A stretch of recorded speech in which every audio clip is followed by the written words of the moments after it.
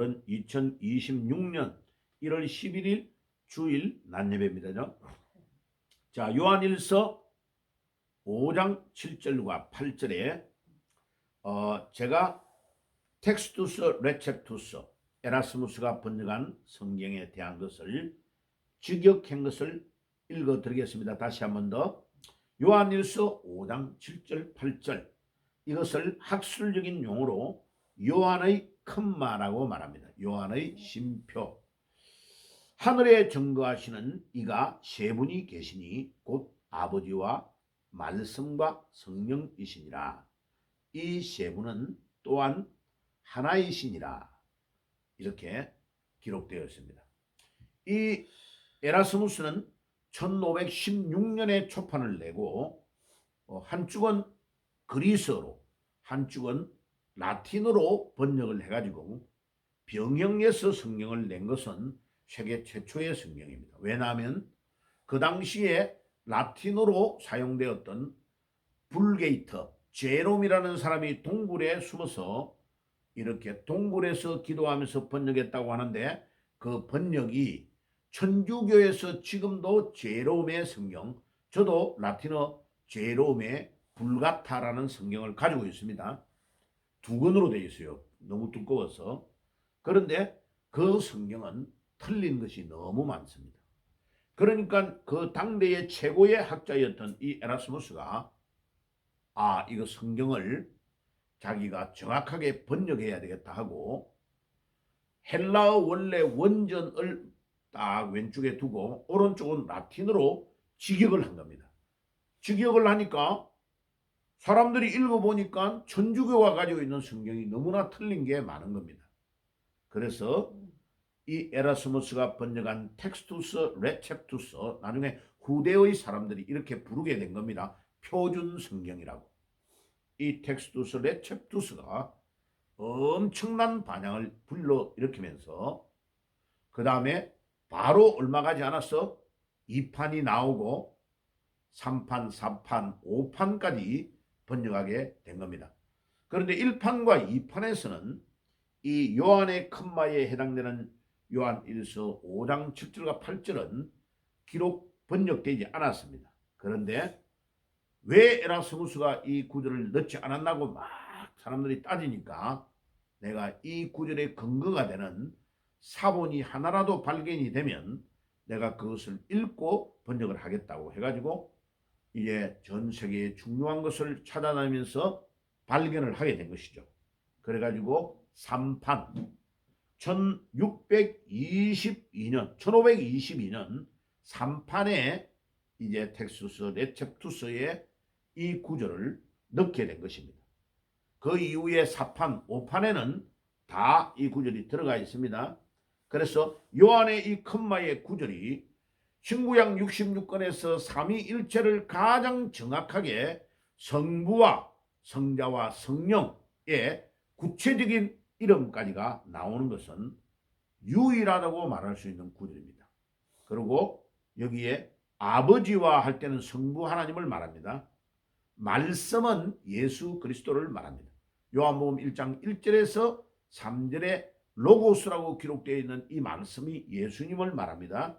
그리고 성령, 이렇게 해서 성부와 성자와 성령이 하나이시다라는 것을 분명하게 증거하고, 하늘에 증거하시는 이가 세 분이라는 것도 말씀하고 있는 것을 보면 이제 각각 떨어져 있을 때에는 세 분이지만은 본질적으로는 한 분이시다.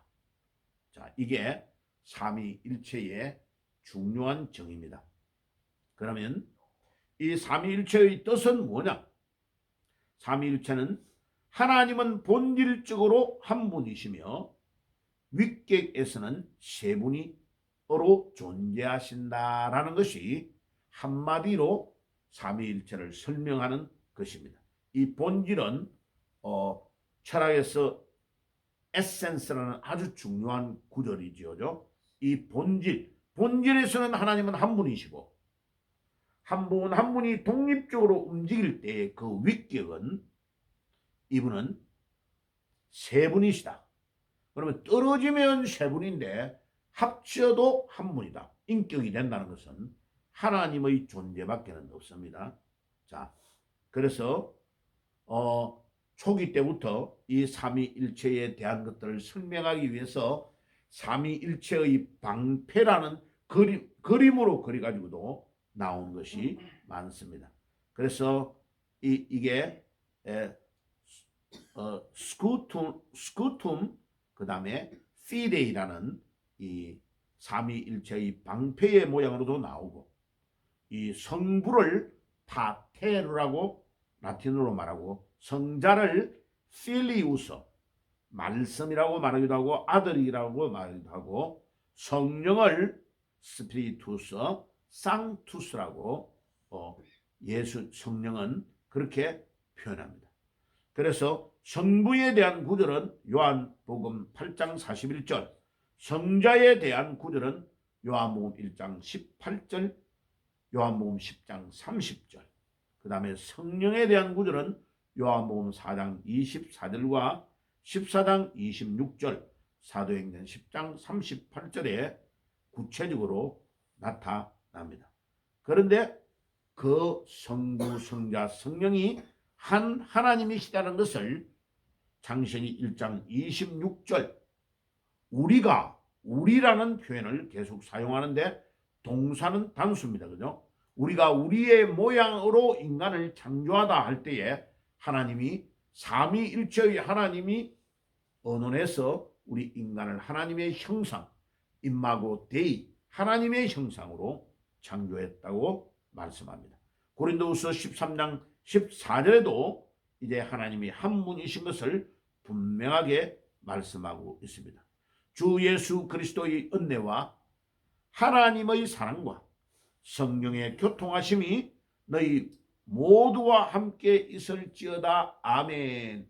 우리 목사님들이 축도할 때에 이 고린도후서 13장 14절을 가장 많이 인용하는 구절 중에 하나입니다. 그러면 삼위일체라는 단어가 성경에 그 용어가 나오느냐? 그 용어는 성경에는 나오지 않습니다. AD 200년경에 라틴 신학자였던 터툴리안이라는 신학자가 하나님을 설명하기 위해서 라틴어로 트리니타스라는 단어를 사용한 것이 유래가 되어서 삼위일체를 트리니티, 삼위일체라는 단어를 영어로도 그렇게 번역합니다. 라틴어로는 트리니타스라고 말하기도 합니다. 자, 그러면 존재론적으로 이 성부와 성자와 성령을 설명할 때는 이런 표현을 씁니다. 성부는 다른 위로부터 발생하지 않으셨고, 다시 말하면 성부는 스스로 존재하는 자존자시다 라고 말씀합니다. 출애굽기 3장 14절에 분명하게 하나님이 누구십니까? 내가 이집트에 가서 하나님이 우리를 구출하라고 했다. 그러면 하나님이 누구냐고 물으면 내가 뭐라고 대답해야 됩니까? 라고 말할 때에 출애굽기 3장 14절에 하나님께서 나는 스스로 있는 자다. I am that I am. I am who I am. 그렇게라고 말씀해라고 하나님이 자기 자신을 그렇게 설명하게 하셨습니다. 그 다음에 성부는 다른 위로부터 발생하지 않으셨고, 성자는 성부로부터 영원히 발생하셨으며, 성령은 성부와 성자로부터 영원히 나오신다라고 정리합니다. 약간 여러분들이 들을 때는 어렵지만은 존재론적으로 성부, 성자, 성령을 설명할 때 이런 표현을 신학적으로 사용하고 있습니다. 그 다음에 경륜적으로 삼위일체를 설명하면 이렇습니다. 만물이 성부로부터 나오고 성자로 말미암고 성령 안에 있다라고 설명합니다.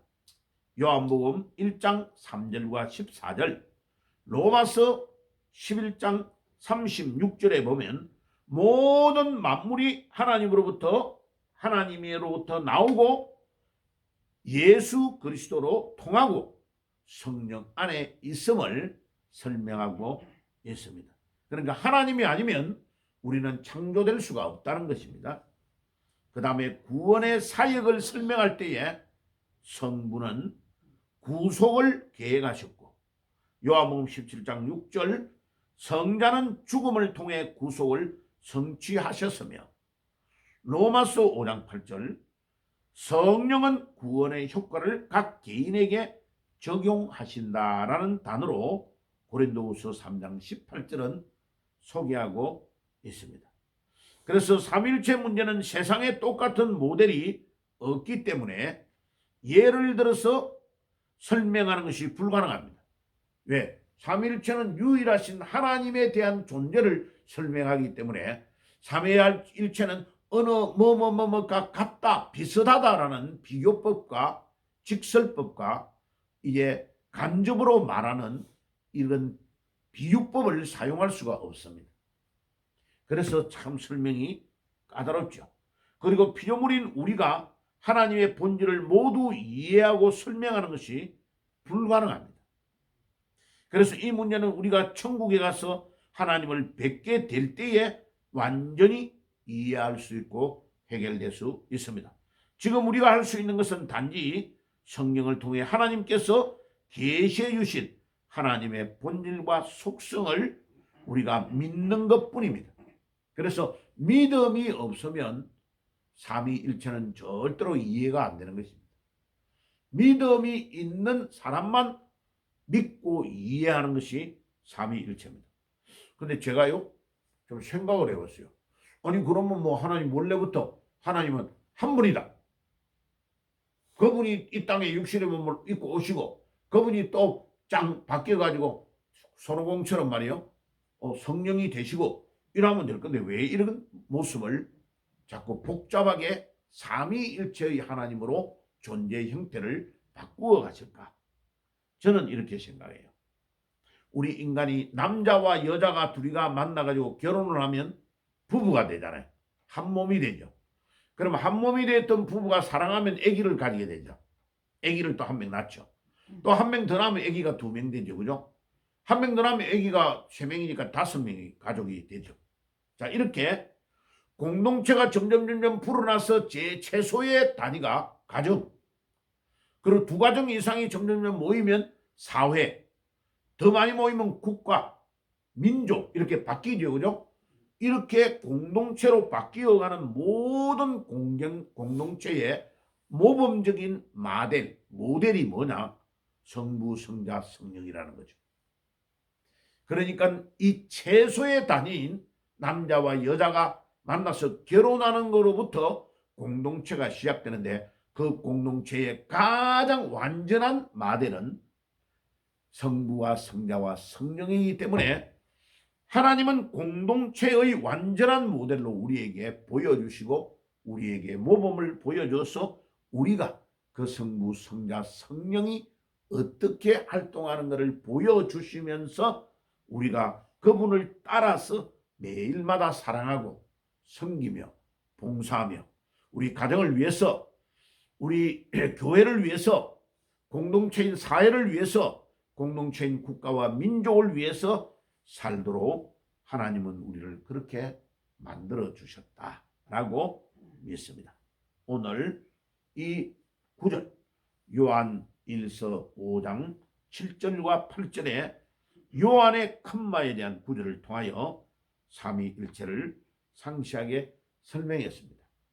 그런데 이제 더 복잡한 것은 성령이 우리에게 임재하시고 성령 세례를 받고 성령 충만을 받고 이런 모든 것들은 이제 새벽기도 때 조금씩 설명해 드리도록 하겠습니다. 오늘 말씀은 이렇게 간단하게 요약해서 말씀을 드리도록 하겠습니다.